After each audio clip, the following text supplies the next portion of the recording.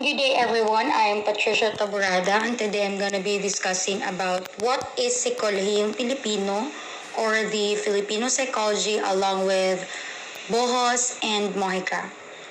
Before we will proceed, let us know first the objectives of learning this topic. First is explain the importance of language and cultural orientation to the Filipino psychology. Second is learn about brief history and how Filipino psychology rises. What is Filipino psychology or what is Sikolohiyang Pilipino? It refers to the psychology born out of the experience, thoughts, and orientation of the Filipinos. Sikolohiyang Pilipino is a kind of psychology that focuses on the embedded, meaning to say, fixed or nakasanayan na natin ng mga experiences, ideas, cultural orientation ng mga Pilipino. Yung basis naman sa pag-aaral ng PhilPsych is the use of Filipino culture and language. Conceived in 1975 by Virgilio Enriquez, which is the father of Sikolohiyang Pilipino. Virgilio initiated to create Filipino psychology because he observed that the intellectuals or the scholars here in the Philippines are not satisfied to the Western-oriented take on psychology since it is where they get basis on, or the psychology here in the Philippines has great influence to Western studies. So with that, he wanted to pursue this because Western orientation is kind of or really has its difference and does not fit with the Filipino culture and behavior. For example, Western orientation focuses more on themselves or the individualism, and the Filipino orientation or the Filipino people enjoys gathering, or they most likely to be with other people. They like to socialize. And Western people's opinion is on point rather than the Filipino people who discusses their opinion, especially when it's different from each other. And Western orientation most likely to be on time than Filipino orientation, which is in time. For example, the call time is 9 o'clock in the morning, and then people will most likely arrive at 9:30 or 9:45 or something. Sometimes nga 10 a.m. na talaga. And yan yung tinatawag nila na Filipino time, or nabansagan talaga na ang mga Pilipino ay parang season. So next is Western orientation takes meal once a day, or at least one good meal a day. They're satisfied with that, rather than the Filipino orientation or the Filipino people who really wants to eat 3 times a day. Their day is not complete talaga without 3 good meals, or sometimes not 4 or 5. It depends on the person. Though Filipino has distinct Asian background with strong Western traditions, we are different through our orientations talaga. Next is psychology in the Philippines was not productive due to language barrier. It's because most of the psychological literature from Western history was only available in English, reason why many Filipino researchers is na-inspired sa works ni Virgilio, and they started to do research with the concept of Western research methods in psychology and broaden the view of cross-cultural psychology. What is cross-cultural psychology? It is a scientific study that focuses on the similarities and differences in behavior of individuals that developed in different cultures. So nag-came up sila na to assess how language and cultural orientation affects the behavior and thought of human being.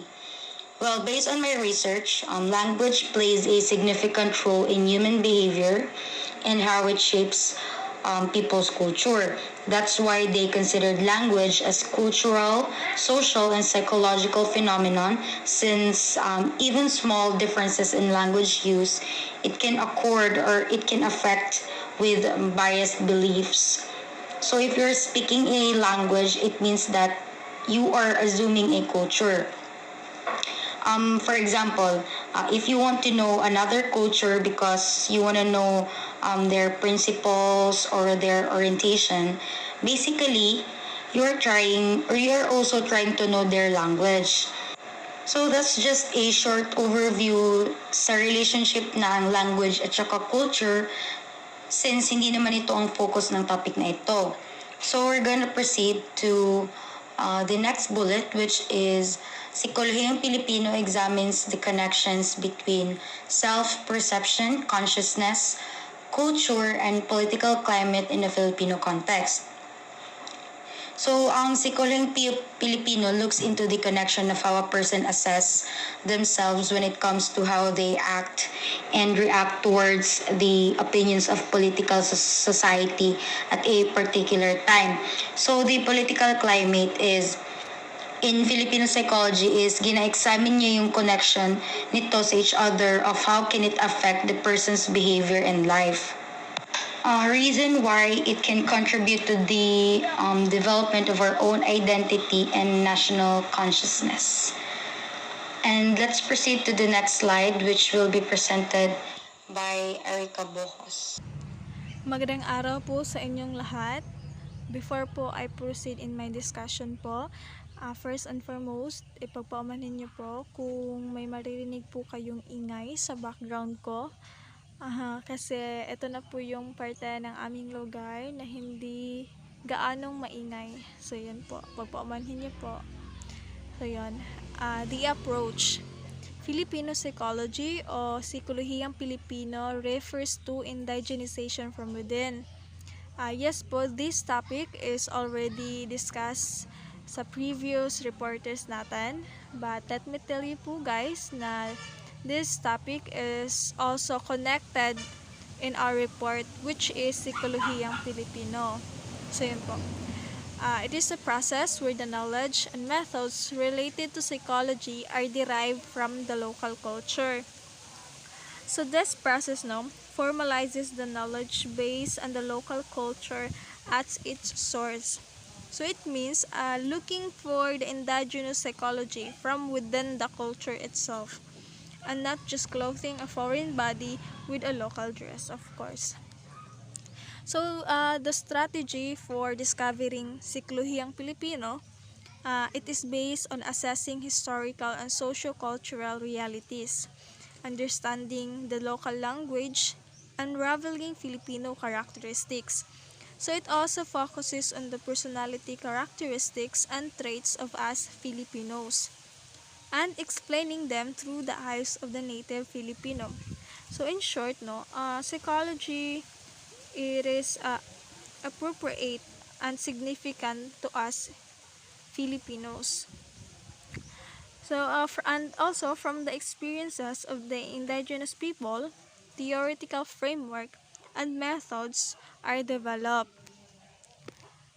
So next is we have indigenization. This is the process by which indigenous ways of knowing, being, doing, and relating are incorporated into educational, organizational, cultural, and social structures. So the fact of making something more native, transformation of some service, idea, to suit a local culture, especially through the use of more indigenous people in administration, employment, and etc. So, example na lang, Christianity. Christianization was a form of indigenization by converting areas and groups to follow Christianity. So, yon. And we have also the cultural revalidation, the transformation of service, ideas, and concept to suit a local culture. So, according to Enriquez, he suggested na, or he said that the word indigenization is erroneous, because how can you indigenize something which is already indigenous? So cultural revalidation is a better term for it, according to Ginoong Enriquez. And then next is we have, Good day everyone, my name is Gil Kirsten Mojica and this is my report. The rise of Sikolohiyang Pilipino. From the pre-Sikolohiyang Pilipino, it is the subsequent period reflects a paradigm shift away from a westernized focus on behaviorism and the experimental method towards an indigenous understanding of the Filipino.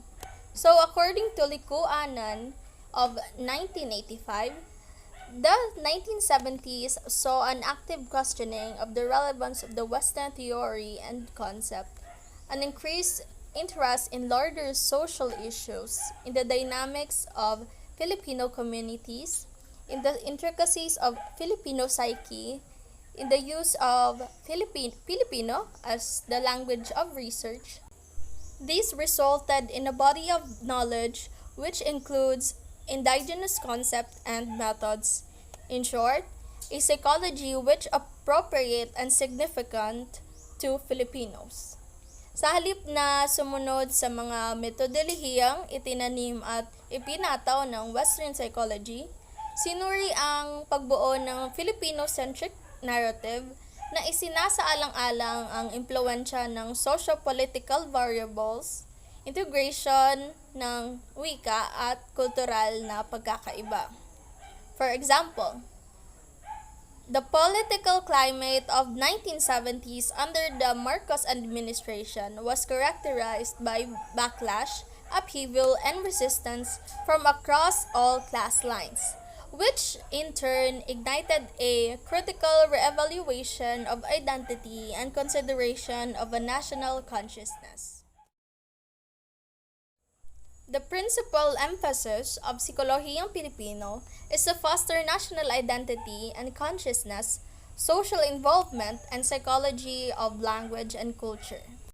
So placing the Filipino experience and narrative at the forefront of its guiding principles and retaining the native translation, Virgilio Enriquez's creation of Sikolohiyang Pilipino was a stepping stone towards a conscious agency and resistance to many of colonization.